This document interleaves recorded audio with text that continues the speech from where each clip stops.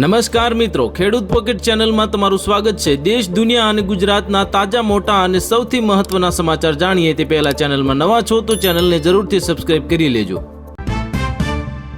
નીતિશ કુમારે રાજ્યસભા સાંસદ તરીકે શપથ લીધા। બિહારના નવા સીએમ અંગે હવે પટનાથી દિલ્હી સુધી બેઠકનો દોર। ફટાફટ તેલના ટેન્કર મોકલો, સીઝ ફાયરનો પૂરો લાભ લેવાની તૈયારીમાં ભારત, સ્ટોક ફૂલ કરવાની યોજના। ડ્રગ્સ માફિયાઓ સામે ગુજરાત પોલીસનો માસ્ટર પ્લાન દેશમાં પ્રથમવાર લોન્ચ કરાવ્યું। નારીત એઆઈ ટૂલ, આરોપીને સજા આપવાના થશે સરળ।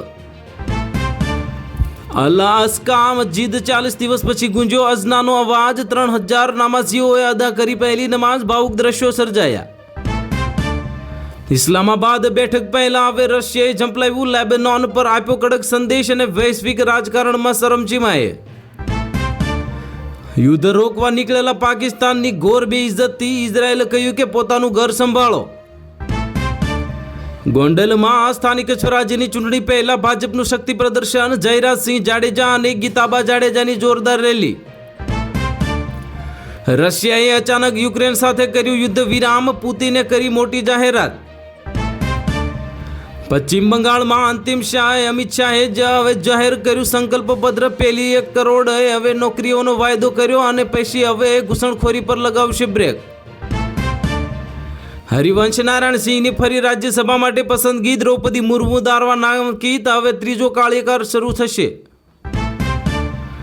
મિડલ ઇસ્ટમાં તણાવ વચ્ચે રશિયાનો માસ્ટર સ્ટ્રોક। ભારતને 40% સુધી સસ્તા ભાવે એલએનજીની ઓફર। અર્જુન તેંડુલકરની ભવિષ્યવાણી સાચી પડી। લખનઉ યુવા સ્ટાર મુકુલ ચૌધરીએ કોલકાતા નાઇટ રાઇડર્સ સામે મચાવી ધમાલ।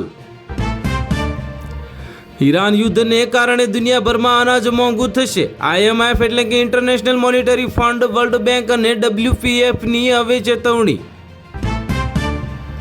રાજકોટમાં હવે સ્માર્ટ સિટી પ્રોજેક્ટ હેઠળ મુખ્ય માર્ગોનું ટ્રાફિક સમસ્યા અને પાણી ભરવા ઘટાડાનો પ્રયાસ કરવાના આદેશ આપવામાં આવ્યા। શહેરમાં ગરમી વધતા તાપમાન 40 ડિગ્રી નજીક પહોંચ્યું। આરોગ્ય વિભાગે બપોર દરમિયાન બહાર ન નીકળવાની સલાહ આપી। અમદાવાદમાં હવે ગુજરાત રેર દ્વારા નિયમ ભંગ કરનાર બિલ્ડર પર કરોડો રૂપિયાનો દંડ ફટકારાયો। ઘર ખરીદદારોને હવે હિત સુરક્ષા કરવા પર કડક કાર્યવાહી હાથ ધરવામાં આવશે। શહેરમાં ટ્રાફિક મેનેજમેન્ટ માટે નવી સ્માર્ટ સિસ્ટમ અમલમાં આવી। કેમેરા અને ડિજિટલ મોનિટરિંગથી વાહન વ્યવહાર વધુ સુવ્યવસ્થિત બનાવવાનો પ્રયાસ થયો। અમદાવાદમાં સરકારી MBAની સીટ માટે એડમિશન પ્રક્રિયા શરૂ થઈ। SCPC દ્વારા વિદ્યાર્થીઓ માટે મેરિટ આધારિત પસંદગી સિસ્ટમ અમલમાં આવી। બોટાદ જિલ્લામાં પાણી પુરવઠા સુધારવા નવી યોજનાઓ શરૂ। ગ્રામ્ય વિસ્તારોમાં પીવાના પાણીની સમસ્યા દૂર કરવા તંત્ર દ્વારા કામગીરી તેજ બનાવાય। બોટાદમાં કૃષિ વિભાગ દ્વારા ખેડૂતો માટે તાલીમ કાર્યક્રમ યોજાયો। આધુનિક ખેતી પદ્ધતિઓ અને પાક ઉત્પાદન વધારવા માટે માર્ગદર્શન આપવામાં આવ્યું। સુરતમાં ડાયમંડ ઉદ્યોગમાં ધીમો સુધારો નોંધાયો। વૈશ્વિક માંગ વધતા વેપારીઓમાં ફરી આશા જાગી અને નિકાસમાં વધારો થવાની શક્યતા।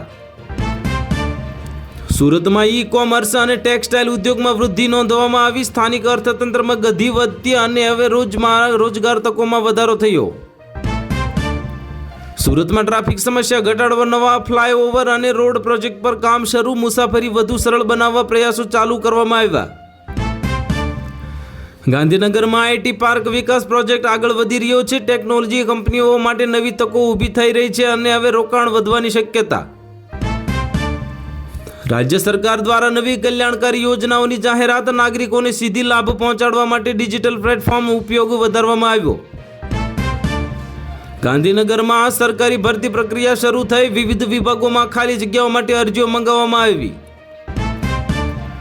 ગુજરાતના અનેક જિલ્લાઓમાં ગરમીનો પ્રભાવ વધ્યો। તાપમાન વધતા આરોગ્ય વિભાગ દ્વારા સાવચેતી રાખવા સૂચનાઓ આપવામાં આવી। રાજ્યમાં પાણી સંચાલન માટે નવી યોજનાઓ અમલમાં આવી। ગ્રામ્ય અને શહેરી વિસ્તારોમાં પાણી બચત માટે અભિયાન શરૂ કરવામાં આવ્યું। શિક્ષણ ક્ષેત્રમાં ડિજિટલ લર્નિંગ વધ્યું। શાળાઓમાં સ્માર્ટ ક્લાસ અને ઓનલાઈન શિક્ષણ સુવિધાઓ વધુ મજબૂત બનતી જણાઈ રહી છે। રાજ્યમાં જાહેર પરિવહન સુધારવા પ્રયાસો તેજ। નવી બસ સેવા અને ઇલેક્ટ્રિક વાહનોને પ્રોત્સાહન આપવામાં આવ્યું। ઉદ્યોગ ક્ષેત્રમાં રોકાણ વધતા ગુજરાતમાં નવા પ્રોજેક્ટ શરૂ। રોજગાર તકોમાં વધારો અને સ્થાનિક અર્થતંત્ર મજબૂત બનતું જઈ રહ્યું છે। ગુજરાત રિયલ એસ્ટેટ નિયમ પ્રાધિકરણે બિલ્ડરો પર ₹3.5 કરોડ દંડ ફટકાર્યો. ઘર ખરીદદારોના નાણાંનો દુરુપયોગ અને નિયમ ભંગ સામે કડક કાર્યવાહી કરવામાં આવશે. ગુજરાતમાં સરકારી MBA સીટ માટે પ્રવેશ પ્રક્રિયા શરૂ. SCPC દ્વારા 214 સીટ માટે વિદ્યાર્થીઓની પસંદગી અને મેરિટ યાદી જાહેર કરવામાં આવી. IPL 2026માં ગુજરાત ટાઇટન્સે પ્રથમ જીત મેળવી. જોસ બટલરની અર્ધસદી અને છેલ્લી બોલ પર રનઆઉટથી ટીમે હવે રોમાંચક જીત મેળવી. ગુજરાતના લગભગ 1 લાખ પ્રાથમિક શિક્ષકોને પગાર વિલંબથી મળ્યો નથી. હવે સરકાર દ્વારા ગ્રાન્ટ મોડું મળતા શિક્ષકોમાં આર્થિક મુશ્કેલી ઊભી થઈ. ભાવનગરમાં રાજકીય નાટક સર્જાયું. એક કોર્પોરેટરે 3 લાખમાં પાર્ટી બદલીને ફરી પાછા ભાજપમાં જોડાતા રાજકીય ચર્ચા તેજ બની. ગુજરાતમાં 26 એપ્રિલે સ્થાનિક સ્વરાજ્યની ચૂંટણી યોજાશે. 10,000થી વધુ બેઠકો માટે મતદાન અને 28 એપ્રિલે પરિણામ જાહેર થશે. આ વખતે ચૂંટણીમાં 4.18 કરોડ મતદારો ભાગ લેશે. નવા OBC રિઝર્વેશન નિયમોથી ચૂંટણી માળખામાં મહત્વપૂર્ણ ફેરફાર નોંધાયો. પ્રથમ વખત નવી મહાનગરપાલિકાઓમાં ચૂંટણી યોજાશે. રાજ્યના શહેરી રાજકારણમાં નવા પરિવર્તનો જોવા મળવાની શક્યતા.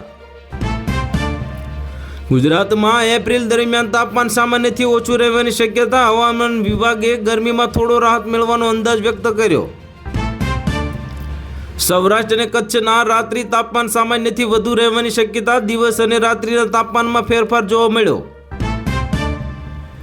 ગુજરાતના LNG ટર્મિનલ પર વૈશ્વિક સપ્લાય ઘટતા અસર જોવા મળતા ઉર્જામાં ક્ષેત્રમાં અનિશ્ચિતતા અને ઉત્પાદન ક્ષમતા પણ દબાણ વધ્યું.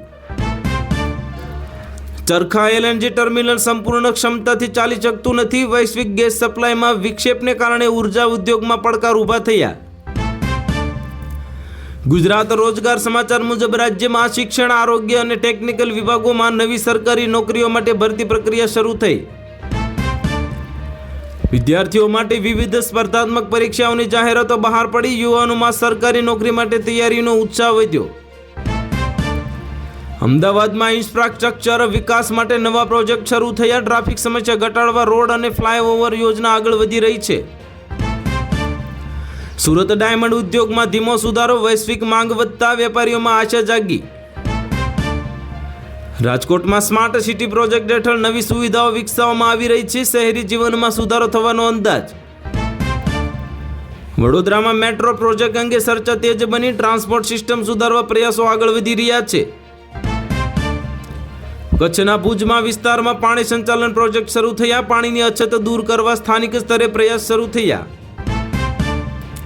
જામનગરના ઉદ્યોગ રોકાણ વધ્યું. હવે પેટ્રોકેમિકલ ક્ષેત્રમાં નવી કંપનીઓ પ્રવેશ કરી રહી છે. મોરબી સિરામિક ઉદ્યોગ ફરી ગતિમાં આવ્યો. નિકાસમાં વધારો થતા વેપારીઓમાં વિશ્વાસ વધ્યો. ગાંધીનગરમાં IT પાર્ક વિકાસ યોજનાઓ આગળ વધી રહી છે. ટેકનોલોજી ક્ષેત્રમાં નવા અવસર ઊભા થઈ રહ્યા છે. કચ્છમાં પવન ઉર્જા પ્રોજેક્ટ વધ્યા. રિન્યુએબલ એનર્જી ઉત્પાદન મજબૂત બનતું જઈ રહ્યું છે. પાટણમાં પર્યટન વિકાસ માટે નવી યોજના શરૂ. ઐતિહાસિક સ્થળોને પ્રોત્સાહન આપવામાં આવી રહ્યું છે. જૂનાગઢમાં કૃષિ મેળાનું આયોજન. ખેડૂતોને નવી ટેકનોલોજી અને ખેતી પદ્ધતિ અંગે માહિતી આપવામાં આવી. તો હાલ માટે એટલું જ. મળીશું નવી અપડેટ સાથે. જો વિડીયો પસંદ આવતો હોય તો વિડીયોને કરી દેજો લાઈક અને ચેનલમાં નવા હોય તો ચેનલને કરી દેજો સબસ્ક્રાઈબ.